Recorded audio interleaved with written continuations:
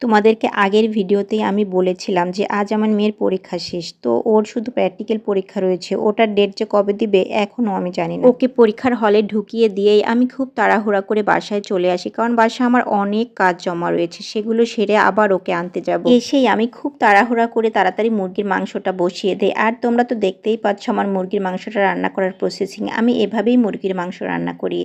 এভাবে মুরগির মাংসটা রান্না করলে ভীষণ মজা হয়। এক চুলায় আমি ভালোভাবে মুরগির মাংসটা কষাতে কষাতে অন্য চুলায় বসিয়ে দিলাম পোলাও, কারণ আমার হাতে একদমই কম সময় ছিল।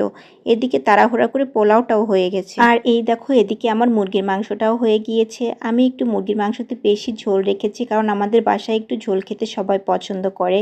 আবার আমি বেরিয়ে পড়লাম ওকে আনার জন্য। গিয়ে দেখি ও দাঁড়িয়ে আছে। যাওয়ার সাথে সাথে ও আমাকে বলতেছে, মা আগামীকালই আমার প্র্যাকটিক্যাল পরীক্ষার ডেট দিয়েছে। বলো তখন কি অবস্থা। ওর প্র্যাকটিক্যালের সব কাজই বাদ রয়েছে, কিন্তু একদিন পরীক্ষায় রেস্ট না দিয়েই আগামীকালই পরীক্ষার ডেট দিয়ে দিয়েছে। তো আমরা মা মেয়ে তাড়াহুড়া করতে শুরু করলাম, এখন কি করব। তো তাড়াতাড়ি আমরা একটু কুটির শিল্পে চলে গেলাম। ভাবলাম ওখানে গিয়ে একটু ওর চটের কিছু কাজ আছে, ওগুলো বানানো লাগবে। তো আমরা প্র্যাকটিক্যালের কোনো জিনিসই ওখানে গিয়ে পেলাম না। কুটির শিল্প অনেক ছোট্ট জায়গা, বাট এখানে অনেক সুন্দর সুন্দর জিনিসই পাওয়া যায়। কিন্তু আমরা যখনই যাই তখনই খুব তাড়াহুড়া করে যাই, কোনো না কোনো কাজ নিয়ে যাই, যার ফলে আমরা খুব একটা সময় নিতে পারি না। আমি এই লাইটটা নিয়ে নিলাম। লাইটটা দেখতে ভীষণ সুন্দর ছিল। মাত্র 350 টাকা নিয়েছিল। আর আমার মেয়ের হাতে যে লিফ লাইনারগুলো দেখতে পাচ্ছ, এগুলা দুটো নিয়েছিলাম, ভীষণ সুন্দর। আরও কিছু জিনিস নেওয়ার দরকার ছিল, কিন্তু আমাদের হাতে সময় একদমই কম ছিল। যেহেতু বাসায় এসে ওর প্র্যাকটিক্যালের অনেক কাজ বাকি রয়েছে, সে কাজগুলো করতে হবে, এজন্য আমরা তাড়াতাড়ি বেরিয়ে পড়লাম।